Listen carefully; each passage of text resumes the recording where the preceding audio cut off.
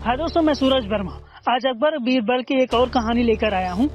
बीरबल इस कहानी में अपनी जान बचाने के लिए सोने की खेती करवाते हैं। इस कहानी में आज हम जानने वाले हैं कि बीरबल आखिर सोने की खेती करते कैसे हैं। एक दिन की बात है, भोला नाम का एक अंगरक्षक बादशाह अकबर के महल में रात के समय ड्यूटी लगी हुई। जहाँ भोला ड्यूटी कर रहा था, वहीं पर अकबर का एक प्रिय गुलदस्ता रखा हुआ था। रात के समय भोला को नींद आने लगी, उसकी आंखें झपने लगी थी और वह खड़े खड़े थोड़ा सोने लगा था और पास में रखे गुलदस्ते पर उसका हाथ थोड़ा सा टकराया और गुलदस्ता गिरकर नीचे टूट गया।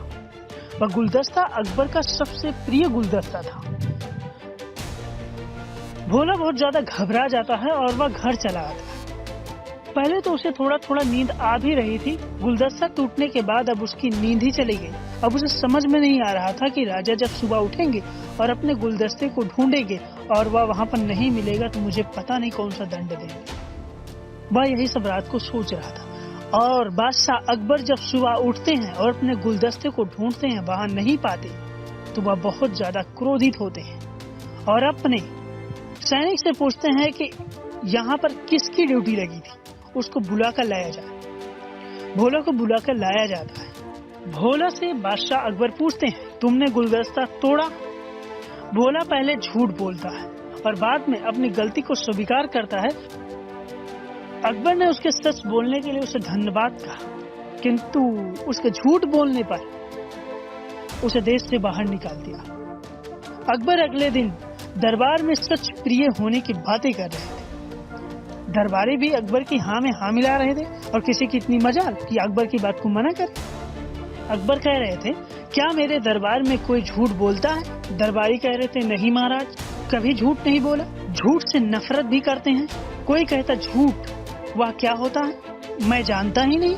कोई कहता है मैंने आज तक झूठ बोला ही नहीं। अकबर दरबारियों की सच्चाई को सुनकर बहुत ज्यादा गर्वान्वित फील कर रहे थे। बीरबल भी वहाँ पर बैठे हुए थे। राजा ने पूछा, क्यों बीरबल, तुमने कभी झूठ बोला है? बीरबल कहते हैं, जी महाराज, झूठ दो प्रकार का होता है, एक सच्चाई के लिए और दूसरा बेईमानी के लिए। मैंने कभी न कभी झूठ अवश्य बोला होगा। बीरबल ने जवाब दिया। अकबर को आ गया गुस्सा। वह बीरबल को नवरत्नों की उपाधि से हटा देते हैं और उन्हें घर भेज देते हैं। अकबर के इस कार्य की वजह से जितने भी दरबारी थे मन ही मन बहुत खुश होने लगे। बीरबल हंसी खुशी अपने घर चले आते और वहां पर अपने सबसे प्रिय मित्र को बुलाते हैं, जिस पर बीरबल सबसे ज्यादा विश्वास करते थे। बीरबल ने कहा, शहर में ऐसे कारीगर को ढूंढो जो सोने का गेहूं बनाता हो। बीरबल का मित्र बहुत ही वफादार था। बीरबल के मित्र ने ऐसा ही किया। वह बाजार में जाकर सबसे कुशल सुनहार से सोने के गेहूं बनवा लाता है। बीरबल सोने का गेहूं लेकर अकबर बादशाह के पास जाता है और अकबर बीरबल को देखकर फिर क्रोधित हो जाते हैं। क्यों बीरबल, तुम्हें दरबार में आने के लिए हमने मना किया था ना, फिर भी तुम्हारी इतनी हिम्मत, दरबार में आए हो? दरबार में क्यों आए हो? अकबर ने बहुत ज्यादा क्रोध में पूछा। बीरबल कहते हैं, जी महाराज, आपने जरूर मुझे मना किया, किंतु यहाँ देश हित और राज्य की बात है, इसलिए मुझे दरबार में आना पड़ा। इसके लिए मुझे खेद है, लेकिन मैं अपनी बात रखना चाहता हूँ। अकबर के पूछने पर बीरबल ने कहा, महाराज, आपके राज्य में सोने की खेती की जा सकती है। अकबर को तो सुनकर अचंभा हुआ। वह आश्चर्यचकित हो गए कि आखिर बीरबल को क्या हो गया। बीरबल कह रहा है कि हमारे राज्य में सोने की खेती हो सकती है। बीरबल ने अकबर से कहा, कल सवेरे आप मेरे साथ खेत पर चलना, मैं आपको सोने का खेत दिखाऊंगा। अकबर कहते हैं, ठीक है। अगले दिन नित्य सवेरे सभी दरबारी और अकबर उस खेत पर पहुंचते हैं। बीरबल सोने का गेहूं दिखाकर अकबर से कहते हैं, महाराज, यह गेहूं कोई ऐसा व्यक्ति खेत में डाले जो झूठ कभी नहीं बोला। जब वह इस गेहूं को इस खेत में बोएगा तो सोने का गेहूं पैदा होगा। राजा ने अपने दरबारियों की ओर देख रहे थे, जो कल के दिन गर्व से कह रहे थे कि मैं अपनी जिंदगी में कभी आज तक झूठ नहीं बोला, और बड़ी बड़ी मिसालें दे रहे थे। किंतु आज वही दरबारी कोई आगे आने के लिए तैयार ही नहीं हो रहा था। बीरबल ने अकबर से कहा, महाराज, आपके दरबारी तो झूठ बोलते हैं।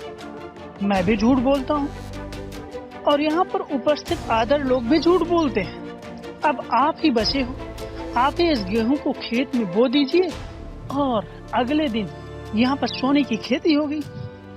इस बात को सुनकर अकबर के पसीने छूट गए।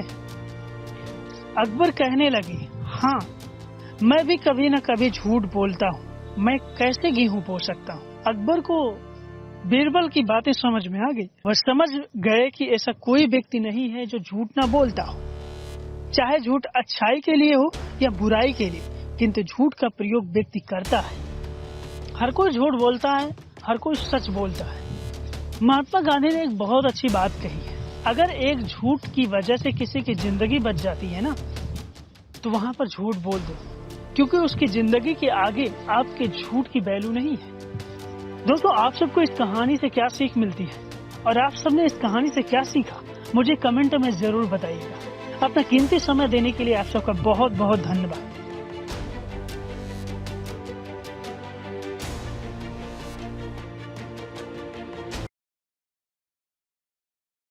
Subscribe now and press the bell icon. Never miss an update.